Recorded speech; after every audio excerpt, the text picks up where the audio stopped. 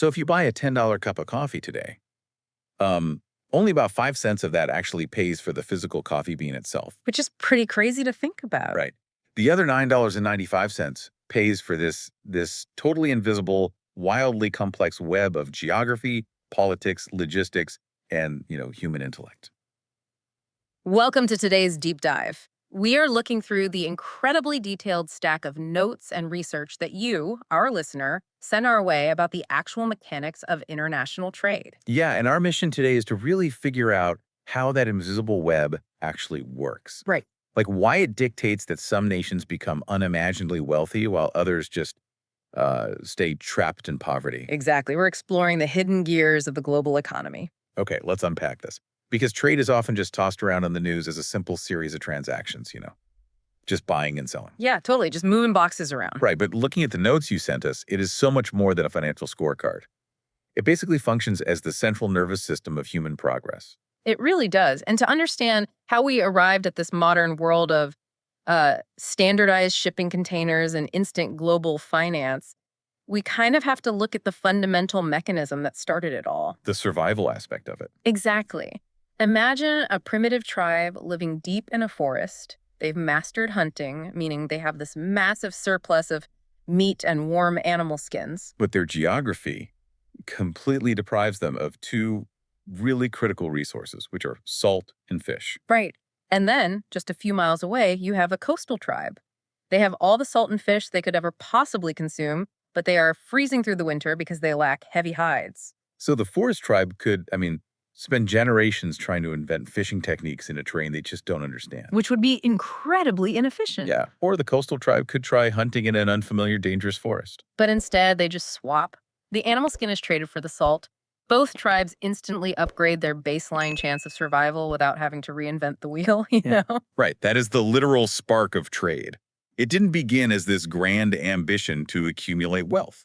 No, not at all. It was a highly practical, immediate survival mechanism. But reading through the historical timelines in your notes, that simple barter system hits a wall pretty quickly. Oh, absolutely. It creates what economists call a logistical nightmare of matching desires. Yeah, like if I have a cow, but I need a pair of shoes and a sack of grain, and the local shoemaker only wants fish for his labor, the whole system just freezes. Right, you're stuck in a gridlock of incompatible needs. So how do we get out of that gridlock? Well, humanity's solution was the invention of universal equivalence. We desperately needed a standardized way to measure the value of vastly different objects. And people just used whatever was rare and durable around them. Exactly. Different cultures experimented with whatever fit that bill. Like in parts of Asia and Africa, the local economies ran entirely on cowrie shells. Wow. Yeah, and the Sumerians utilized standardized weights of barley and silver. But one of the most effective early currencies was actually salt. Because it was so crucial for preserving food. Right. It was so valuable that Roman soldiers were frequently paid a portion of their wages in salt rations. And that specific practice is the literal origin of the modern English word salary, right? Yes, exactly. From the Latin word for salt. That detail really grounds the history for me. We eventually standardized on gold and silver because they were easily divisible, they didn't spoil, and everyone agreed they looked pretty. Which definitely helps. But moving forward through the centuries in the research, there is this recurring temptation for nations to reject this entire interconnected system. The concept is autarky, absolute self-sufficiency. Yeah, the idea of just going it alone. And on a purely human level, I actually kind of understand the appeal of wanting to build a wall and rely entirely on yourself. Sure, it feels safer. Right. Like if you produce your own food, manufacture your own clothes, and build your own tools, you theoretically shield yourself from global chaos. You aren't worried about rival nations manipulating things or unpredictable supply chain collapses. It sounds incredibly safe in theory. It's a very natural instinct to want to control your entire environment. But it doesn't really work out that way, does it? No, the problem is that when you lock the door to keep the chaos out, you are simultaneously locking out shared human innovation. Oh, that makes sense. The historical record on isolationism demonstrates that it actually makes a nation incredibly fragile. The notes provide 3 stark examples of this trap, starting with Japan in the 17th century. The Tokugawa shogunate. Exactly. They made a deliberate systemic decision to completely close the country to the outside world. Citizens could not leave, and foreigners were barred from trading. Just a total lockdown. Right. But they did survive, right? The internal economy functioned for 200 years without just completely collapsing. They survived, yeah, but their technological clock basically froze. Their industry, medicine, and military capabilities remained firmly stuck in the Middle Ages. Wow. So when American steam-powered warships arrived in the 19th century, Japan was forced into a brutal realization. The rest of the globe had spent 2 centuries collaborating and sharing scientific breakthroughs. Right, and Japan had to frantically tear down their walls and restructure their entire society just to avoid being colonized by nations wielding far superior technology. It is basically the geopolitical equivalent of missing 200 years of homework and having to take the final exam on the exact same day. That is a perfect way to put it. And even when a massive superpower tries to create a closed loop, it seems to fail. Like the Soviet Union. Yeah, they attempted a system of total autarky across 11 time zones. I mean, they possess nearly every natural resource imaginable. True. And the capability to build everything from basic bread to nuclear submarines internally, yet the closed loop always developed leaks. Because it couldn't actually do it all perfectly. Right. To maintain their system, they routinely had to quietly purchase massive shipments of grain from the United States and Canada during agricultural shortfalls. They also had to import specialized European machinery to keep their factories running. And they financed all of this by heavily exporting oil and gas to the very global market they claimed to be independent from. So it's kind of a facade.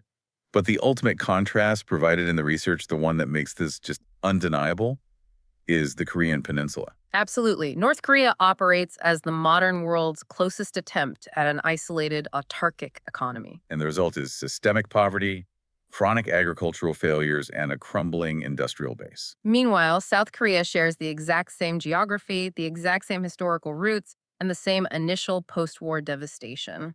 But they made a very different choice. They chose to deeply integrate into the global trade network. They imported technology, exported manufactured goods, and collaborated. And today, South Korea's gross domestic product is roughly 70 times larger than the North's. 70 times. Yeah. By isolating yourself, you force your population to spend immense resources figuring out how to make everything at a mediocre level, rather than specializing in what they do exceptionally well. So, if isolation guarantees economic failure, it means a nation just has to participate. They have no choice if they want to prosper. But looking at the notes, that raises a fascinating mechanical problem. How does a country actually figure out what its specific job should be in this massive global system? Right. How do you pick your specialty? Exactly. If we shouldn't try to make everything ourselves, what is the underlying math that dictates our specialty? The answer lies in a brilliant economic framework formalized by the British economist David Ricardo in the early 19th century. It's known as the theory of comparative advantage. And it completely upends how we traditionally view competition, right? What's fascinating here is that it proves you don't need to be the absolute best at something to benefit from trade. The analogy in the notes involving two neighbors, Maxim and Alexei, is the perfect way to visualize this. Okay, let's walk through the logic of that, focusing on how they spend their time. Right, so Maxim is an absolute prodigy. In a single working day, he can either bake 100 pristine loaves of bread, or he can craft 3 pairs of premium, high-value shoes. Okay, and Alexei's is far less skilled. Exactly. In his working day, Alexa can only manage to bake 70 loaves of bread or struggle to make just 1 pair of shoes. So Maxov is objectively superior at both tasks. He outperforms Alexei in baking, and he drastically outperforms him in shoemaking. Yes. So common sense would dictate that Maxim, being the best at everything, should simply bake his own bread, make his own shoes, and completely ignore Alexei. Because why would he need him? Right. But Ricardo's theory forces us to look at the opportunity cost. Which is what you give up when you choose to do something. Exactly. Every single hour Maxim spends standing in front of an oven baking bread is an hour he's not making those premium shoes. And if the shoes sell for a massive premium in the market compared to a simple loaf of bread, Maxim is actively destroying his own potential income by choosing to bake. Yes. Even though he is a better baker than Alexei, his time is simply too valuable to spend on low-yield tasks. So the math actually dictates that Maxim should completely abandon the bakery. He must devote 100% of his time to crafting shoes, maximizing his highest value output. And what about Alexei? Alexei, despite being slower, should take over all the bread baking because his opportunity cost is much lower. He isn't giving up a lucrative shoe business to do it. So Maxim then takes a tiny fraction of his massive shoe profits, buys all the bread he needs from Alexei, And both men end up significantly wealthier than if they had tried to be self-sufficient. Exactly. It's a win-win. Translating that neighborly logic to the scale of entire nations makes the modern map make so much more sense. The research highlights Norway and Brazil. That's a great real-world example. Theoretically, Norway could absolutely grow tropical cacao beans for chocolate. They possess the capital to build miles of massive, climate-controlled, artificially lit greenhouse domes in the freezing northern winter. Which would result in the most spectacularly expensive, energy-draining, and inefficient chocolate in human history. Right. Meanwhile, in the climate of Brazil, cacao practically grows itself with minimal intervention. But Brazil does not have access to freezing northern seas teeming with high-quality salmon. So instead of Norway wasting billions of dollars fighting their own geography to grow tropical plants, they lean into their comparative advantage. They focus their infrastructure entirely on what they do best, harvesting salmon, and they trade that surplus with Brazil. Both nations save massive amounts of time, energy, and capital. This is a vital realization for developing nations. The fear is often that if a country isn't the absolute best in the world at something, if they lack an absolute advantage, they will be crushed by free trade. But Ricardo's math proves the trade is not a zero-sum game. Finding your comparative advantage, no matter how small, is the exact stepping stone required to integrate and grow your wealth. Okay, but if finding your comparative advantage makes everyone richer, the research highlights a really glaring contradiction. Here's where it gets really interesting. Why do we see countries bursting with valuable natural resources, struggling with deep poverty, while places with almost zero natural resources become economic powerhouses? Yeah. You are identifying the paradox of added value. It is arguably the most brutal reality of the global economy. Because just having the resource isn't enough. Right. Simply extracting and exporting raw materials from your soil keeps a national economy fundamentally weak. True wealth is generated when a country processes those materials. The financial power doesn't lie in what you dig out of the earth. No, it lies in the intellectual and mechanical layers you add to it. Returning that $10 cup of coffee from the introduction really crystallizes this concept. The notes use Ethiopia as the prime example. Yeah, Ethiopia is the botanical birthplace of coffee. They possess the ideal high-altitude climate, generations of agricultural history, and abundant resources. And they export mountains of raw, green coffee beans globally. Yet, for every massive burlap sack of raw beans shipped out, the local farmers are making mere pennies. Now trace the journey of that exact same bean to a Starbucks in a major Western city. The corporation purchases that incredibly cheap raw material.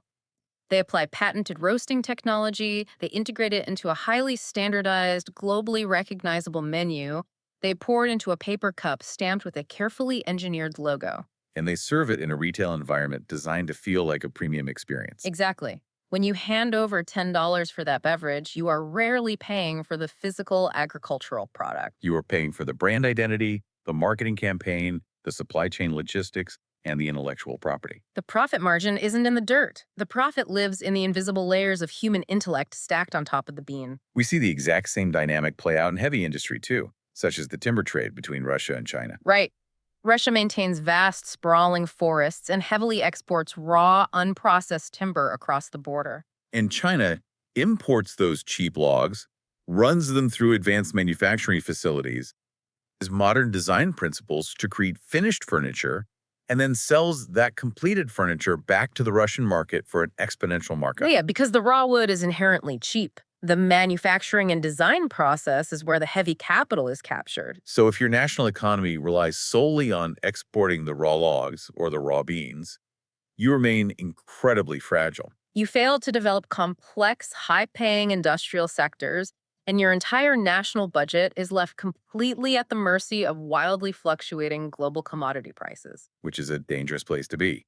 If the real money is in making the furniture and not cutting the timber, countries have a massive incentive to ensure they are the ones doing the manufacturing. Absolutely. So how do governments actually track if they're winning that economic fight? Well, they maintain a meticulous national accounting book monitoring exactly what crosses their borders. This brings us to trade balances. Right, the surplus and deficit. When a nation exports more value to the rest of the world than it imports, it operates with a trade surplus.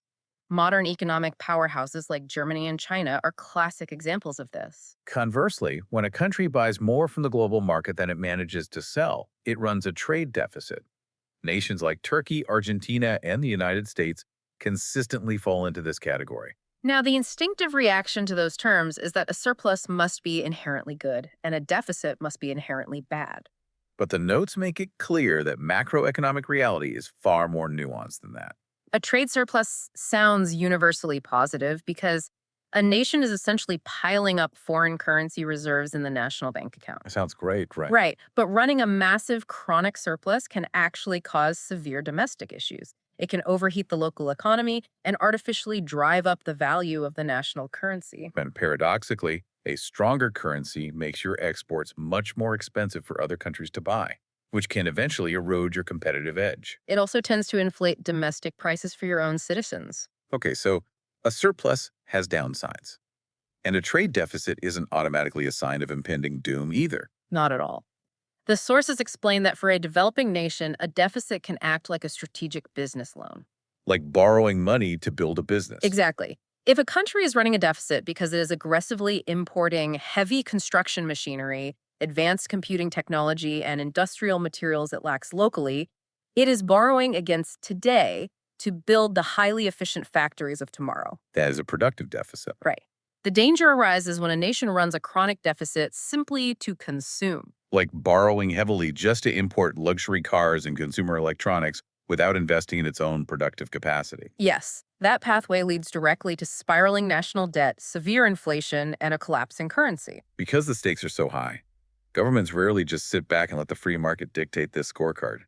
They intervene using economic weapons. The most common being tariffs, which are essentially strict taxes slapped on imported goods at the border. The protectionist logic seems straightforward, right?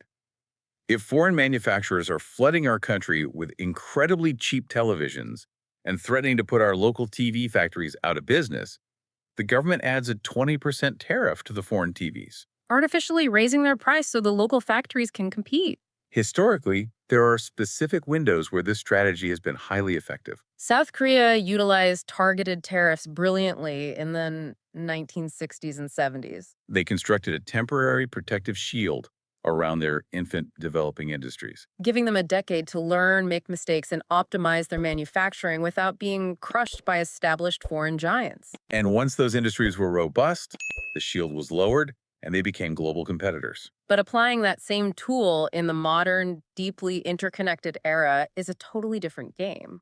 Looking at the economic consensus in the notes regarding recent trade wars, like the heavy tariffs utilized between the US and China using tariffs to punish a rival, has a very specific mechanical fallout. Putting up that tariff shield seems to have a nasty side effect. The data shows that the foreign country doesn't actually pay the tax. The domestic importing company pays it at the border, and they simply pass that increased cost directly down to the consumer at the grocery store or the electronics shop. Furthermore, modern products are not built in a single location. Slapping blunt tariffs on imported components violently disrupts established, highly optimized supply chains that took decades to build. Right. The broader economic consensus presented in the research indicates that while tariffs might temporarily protect a very specific localized industry, excessive protectionism generally results in a measurable slowdown of the overall global economy. It drives up inflation and destroys the very efficiency that makes international trade beneficial in the first place. We spent a lot of time analyzing the movement of physical objects, coffee beans, timber, televisions, and shoes. The goods, yeah. But diving into the second half of the research, obsessing over physical goods completely misses what might be the most lucrative and powerful exports in the modern world: the invisible exports. Oh, this is fascinating. The export of soft power, cultural influence, and systemic infrastructure. Hollywood is the perfect starting point for this. We traditionally categorize the film industry as pure entertainment. Right, just movies. But looking at the global impact, Hollywood operates as a massive, highly effective factory of cultural influence. They don't just export a 2-hour movie, they export the lifestyle of the American dream. When billions of viewers watch a protagonist navigating a bustling street wearing casual denim jeans, eating fast food, and holding that cardboard coffee cup, it shapes global desires. It acts as an invisible, perpetual advertisement that creates massive international demand for American brands, consumerism, and aesthetics. Now, contrast that with how France wields its invisible exports. They aren't exporting the casual American lifestyle, they are exporting deep heritage, extreme exclusivity, and status. The luxury conglomerate LVMH, which owns brands like Louis Vuitton and Moet Hennessy, is a masterclass in this. The financial impact is just staggering. According to the notes, in 2023, LVMH alone generated 23.5 billion euros in export revenue for France. That single corporate entity brought in more money than the entirety of the French agricultural sector. That is wild. When a consumer pays thousands of dollars for a handbag, they aren't paying for the physical leather or the brass zippers. No, they're paying for the invisible cultural weight, the centuries of perceived Parisian prestige, and the emotion attached to the logo. And if we are analyzing invisible weight, we must examine the most dominant invisible export on the planet, which is the United States dollar. Earlier, we discussed how the US runs a massive chronic trade deficit. Under normal economic rules, constantly buying more than you sell should lead to a currency crisis. But the U.S. economy remains robust because it exports the underlying operating system of global trade. This mechanism was one of the most eye-opening parts of the notes. If a massive agricultural firm in Brazil is selling soybeans to a buyer in South Korea, they do not conduct that transaction using the Brazilian real or the Korean one. They almost exclusively settle the contract using U.S. dollars. Because the dollar fulfills three critical functions simultaneously across the globe. First, it is the universal language of prices. Vital global commodities like crude oil, gold, and steel are almost entirely priced and traded in dollars. Second, it is the primary means of settlement. International banks rely on the dollar infrastructure to securely and seamlessly clear cross-border funds. And finally, it serves as the ultimate method of savings, with central banks worldwide holding the majority of their emergency reserves in U.S. Treasury bonds and dollars. Because the rest of the world absolutely requires a constant supply of paper dollars to purchase oil and keep their own domestic economies from seizing up, they are deeply willing to ship physical manufactured goods to the United States in exchange for that paper. The U.S. is effectively exporting global financial stability and the rules of the game, which provides them a unique loophole to sustain a deficit that would crush a normal nation. Another crucial invisible layer of modern trade highlighted in the research is logistics. Yeah, the World Bank actively measures this through the Logistics Performance Index, or LPI. It evaluates the efficiency of a nation's customs agencies, the quality of their tracking capabilities, and the reliability of their shipping infrastructure. And the nations topping that index aren't necessarily the largest or the most resource-rich. It is consistently countries like Singapore, Finland, and Germany. Modern logistics act like a massive, hyper-efficient conveyor belt that completely shrinks the map. A modern mega container ship turns the Pacific Ocean from a terrifying, costly barrier into a frictionless, incredibly cheap highway. Contrast those highly optimized systems with nations struggling at the bottom of the LPI, like Libya or Afghanistan, where systemic infrastructure failures and bureaucratic gridlock critically choke off their ability to move goods, Effectively isolating them from the global market. This invisible conveyor belt of logistics is exactly what allows for the ultimate modern creation, which is the global assembly line. Right. Consider the smartphone in your pocket. We largely view it as a product of American innovation. But the reality is a masterpiece of fractured manufacturing. It is conceptualized and designed in California. The high-resolution screen is manufactured in South Korea. The advanced camera sensors are sourced from Japan. The complex microchips are fabricated in cutting-edge facilities in Taiwan. And all of these components are shipped to China for final physical assembly. So when a consumer reads "Made in China" on the back of the box, it is wildly misleading. It truly means made by the world. So what does this all mean? When you synthesize all of this, the cultural dominance of Hollywood and French luxury, the gravity of the US dollar, and these hyper-efficient global assembly lines, it completely redefines what global power looks like. If we connect this to the bigger picture, the overarching takeaway from all this research is that the ultimate competitive advantage in the 21st century is no longer simply about what you can extract from the ground. Right. True global dominance belongs to the nations that can most effectively manage capital, engineer cultural desire, and orchestrate the invisible logistics that connect ideas to consumers. It is about becoming an indispensable node in that tangled web. It's an incredible evolution when you look at the entire timeline. What began as a primal survival tactic for isolated tribes, swapping meat for salt, proved over centuries that isolation, whether it was Tokugawa Japan or the modern Korean peninsula, is just a historical trap. Yeah, going it alone just doesn't work. It evolved from simple barter into a wildly intricate system where true wealth is generated not by possessing raw materials, but by adding layers of intellectual value and mastering invisible infrastructure. And it leaves us with the profound realization that trade is the singular most powerful force shaping human geography. It is a paradox, really. It deeply unites us through shared cultural products and entirely interdependent supply chains, while simultaneously dividing us through fierce, relentless competition to capture that added value. It is a delicate, chaotic balance. But building on everything we've just unpacked today, I want to leave you, the listener, with one final thought to consider. We have seen how the pursuit of comparative advantage and cheap global shipping built this massive interconnected world. But what happens next? Exactly. We are rapidly entering an era dominated by artificial intelligence and highly advanced 3D printing technologies. If the day arrives when complex manufacturing can be perfectly, cheaply, and instantly replicated locally right in your own town, do these grand, globe-spanning supply chains become obsolete? That's a huge question. Will the physical ships stop crossing the oceans, pushing us toward a new, high-tech version of isolationism? Or will the tangled web simply abandon physical goods entirely and shift completely into the digital realm? Just something to ponder the next time you look at the logo on your morning coffee. Thank you for joining us on this deep dive. We'll catch you next time. Thank you so much for listening.